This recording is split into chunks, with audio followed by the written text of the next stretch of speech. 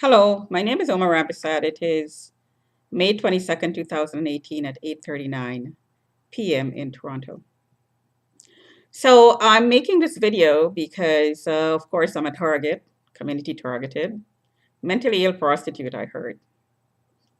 So we dealt with all of this in previous videos, all of this meaning how it came about that I was targeted. Of course, I'm not mentally ill and I'm not a prostitute. So my my brother passed away like yesterday, and just to demonstrate how targets are um, treated in any circumstances. It doesn't matter whether it's grief. It doesn't matter whether you're sick. It really doesn't matter. The idea is when you're put in a vulnerable situation, as in when you're in tears, when somebody's passing away. The idea of the targeting program is to put more pain in.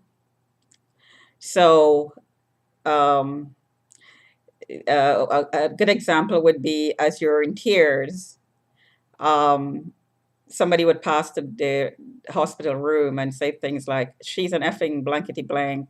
We're gonna have her mentally committed. She's emotionally unstable." To add, to layer the pain, because observing somebody passing away is pretty intense emotionally and heartbreaking. So it's saying goodbye, a final goodbye is extremely emotionally painful. So the targeters would try to make the situation even more painful. And so this is what I experienced yesterday.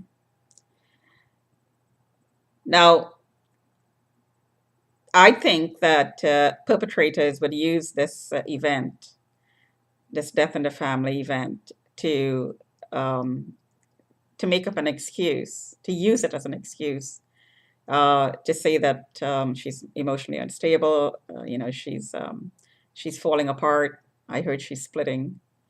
Can't take care of herself, and so on. So this is why I'm doing this video.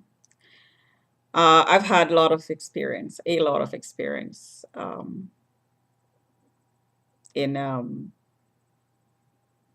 both observing death and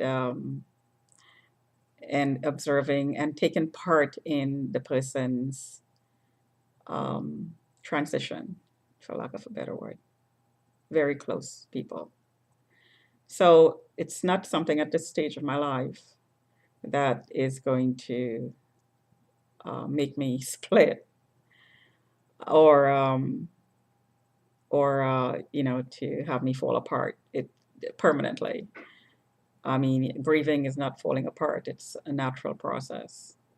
So I think that people are going to look at me and say, gee, she's depressed, when there is no depression, long-term depression, as in the sense of clinical, can't do your chores, can't carry on life depressed.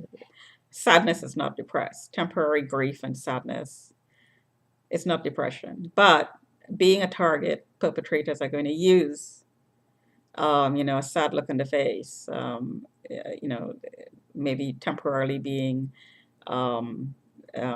absent-minded when your mind goes back to the event. Stuff like this. They're going to exaggerate and stretch, as I heard the perpetrators say. We're going to stretch it. So we're going to bend the whatever scenario that we're using to make it look like, mental illness or whatever.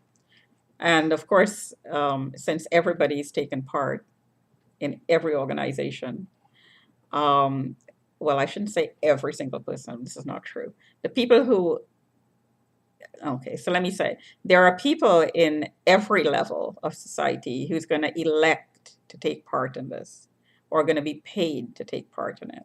So there, always going to find people who are going to allow themselves to be bribed, infiltrated, influenced by the criminals who are running this program. So, you're going to meet this this targeting on every level. So this is why I'm doing this video. It doesn't matter what profession it is. It could be doctors, lawyers, anybody who you know um, may believe that the targeted person is probably a real criminal, and or the person is an experimentee, and this is what this um, is done to experimentees. Their voice is suppressed, and they're not a human being anymore. So this is part of the experiment that they elect to take part in.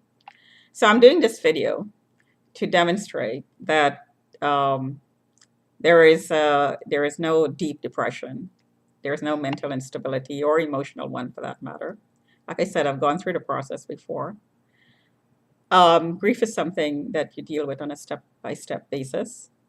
And I'm almost becoming, I'm becoming, I've gone through it so many times that it's almost becoming second nature to deal with it on a step-by-step basis in an organized fashion. And don't let the grief overtake you. So anyways, so I just wanted to say that because I know I'm being targeted in the building, and the neighbors just looking for opportunities to report that, gee, there's something wrong with me, which is why I'm doing this video. There's nothing wrong with me. There is no emergency. Um, so again, just to demonstrate how persistent the targeters are.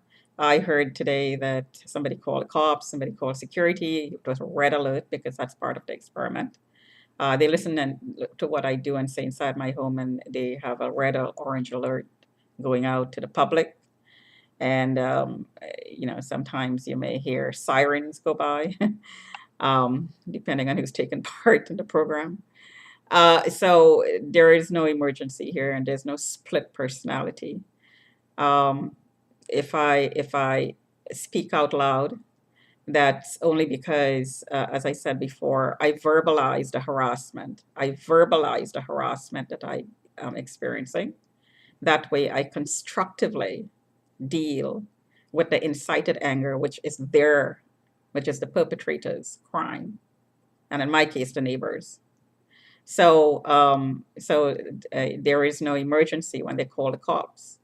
They are desperate to get me out and pulled out and get me drugged because that's part of the agenda to have me drugged. So there is no need for drugging, obviously. Um, if I shout and very briefly, it doesn't go on and on and on.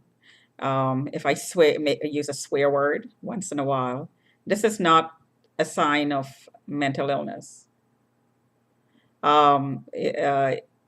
If I get, and I'm suspecting that the traffickers, which is affiliated with this targeting program, are using remote technologies, which of course they would, because you can't track them.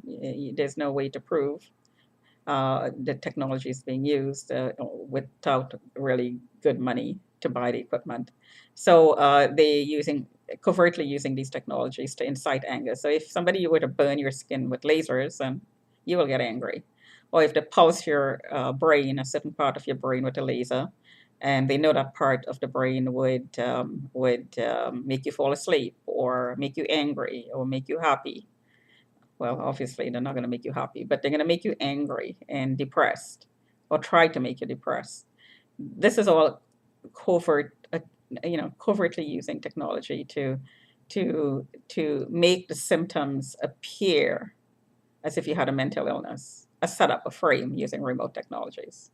So, if I swear, this is not a sign of mental illness. It's a sign that I am being harassed, and it's a sign of the perpetrator's crime of inciting anger through harassment. It could be through remote technologies. It could be verbal harassment. There is a lot of verbal harassment going on outside the window and outside my door. No emergency here. Talk to you another time.